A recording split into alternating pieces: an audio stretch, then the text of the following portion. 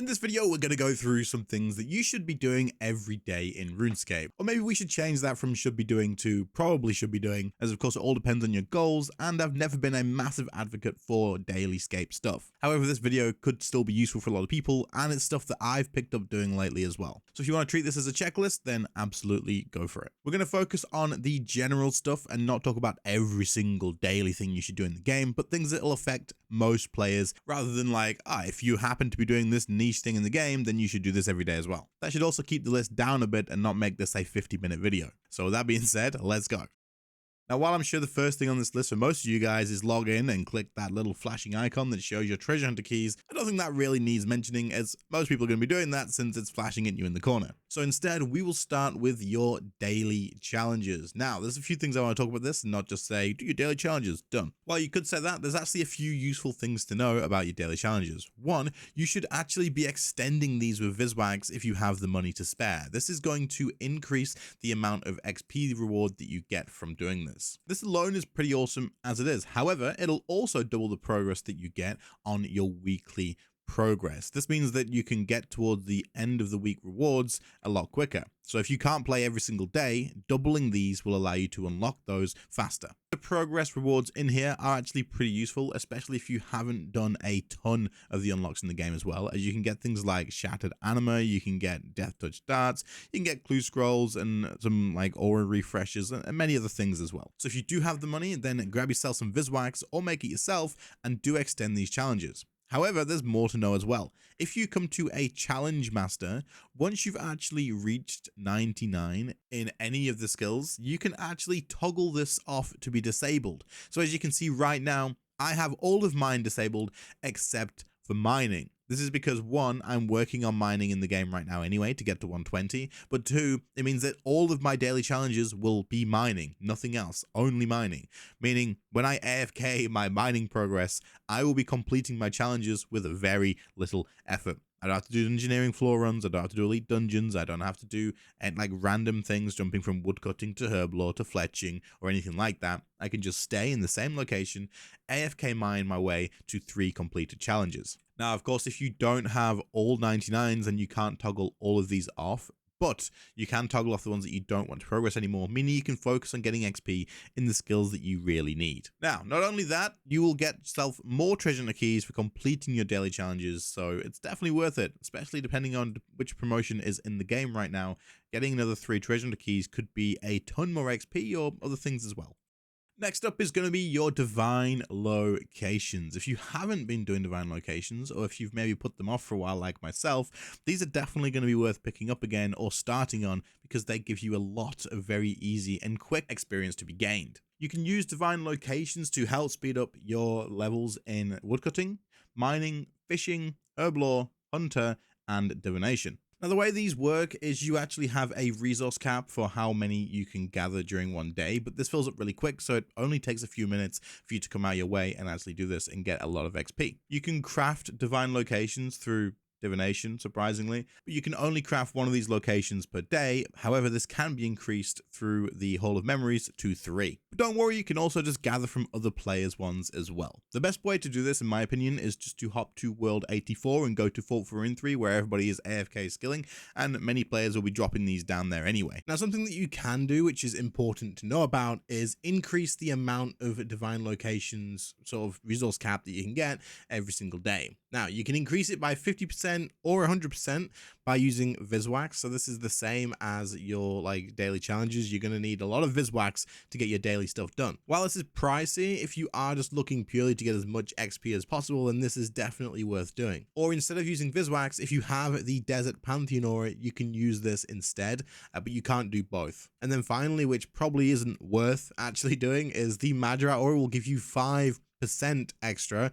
5% like is nothing. So unless you are just on Madra Aura for maybe necromancy anyway, it's probably not worth using the daily cooldown that you get or a reset or anything like that to then go ahead and use the 5%. But even if you have no money to spend on Viswags, for example, it's still worth doing this because you get materials and resources from these, and it's free because you don't actually have to craft your own. You can, and it is beneficial to do so, because if players use yours as well, then you get bonus materials and bonus XP, But if you just go to the locations and use them every day, you're going to get some free materials, which you can sell, and also easy, fast, free XP.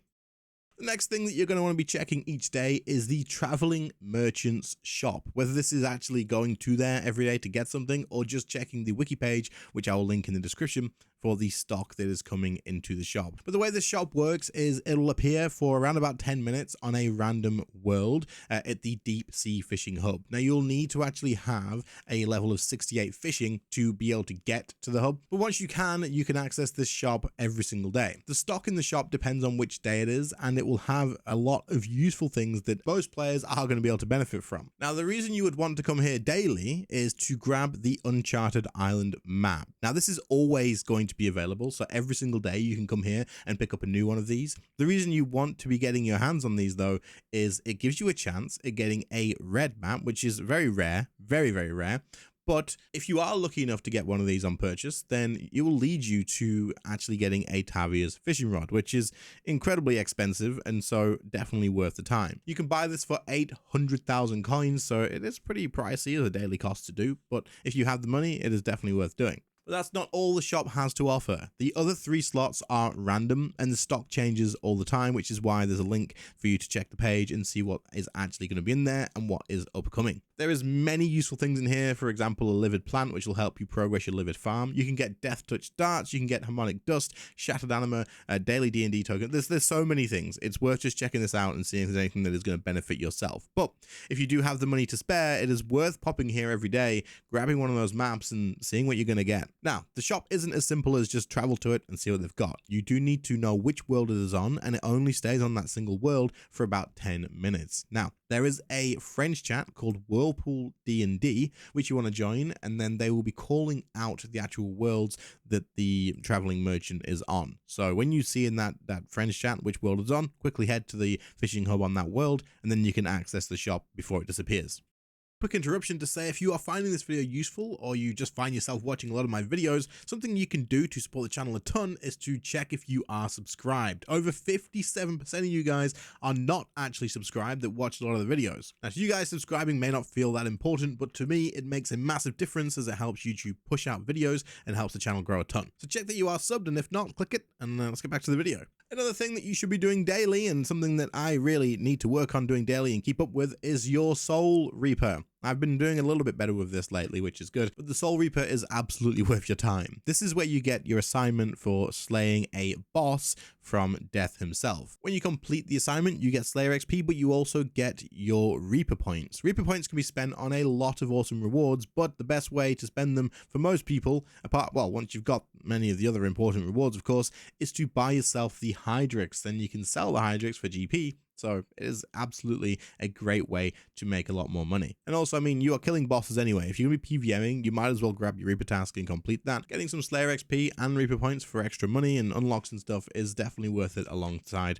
just doing your regular PVM. Now, this next one isn't something that you have to do every day, but it is something that everybody should be keeping on top of, and that is going to be the Advance Time spell. This is probably more of a weekly, I suppose, because you can use this 3 times a week, but you can advance time now with the new release spell to allow yourself to take advantage of things that would have taken a lot longer. The one I'm going to use as an example in this video is going to be the archaeology research. You can use this to basically book in some research, advance the time by casting the spell, and then immediately claiming the reward. You can do this 3 times a week, meaning that you can grab yourself a ton of bonus archaeology XP. So you definitely want to be making sure that you're keeping on top of this. Now, I know this isn't necessarily a daily thing, but because it's new, I thought it was worth including in here and making sure that people were aware of it, especially if you're like a returning player and you just haven't quite seen about it yet. There's many other options on how you can use this. It's not just for archaeology, so you just have to weigh up the actual decision of what you want to use it on, but this is something that you definitely want to keep on top of.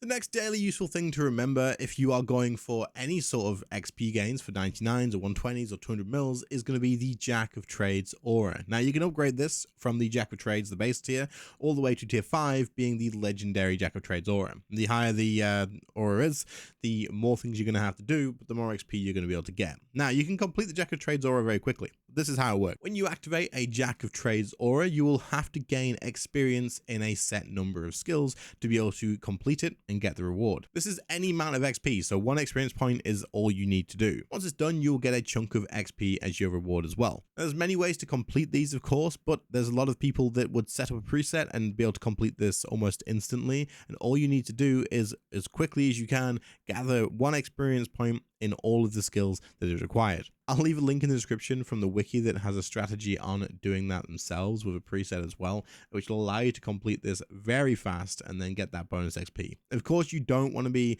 doing this and taking ages with it, otherwise it might not be really worth the time, but because of how fast you can complete this every day, it is definitely going to be worth doing. And the only downside to this, in my opinion, is the fact that it costs loyalty points. Something that I really hate about this game is that auras and loyalty points are connected.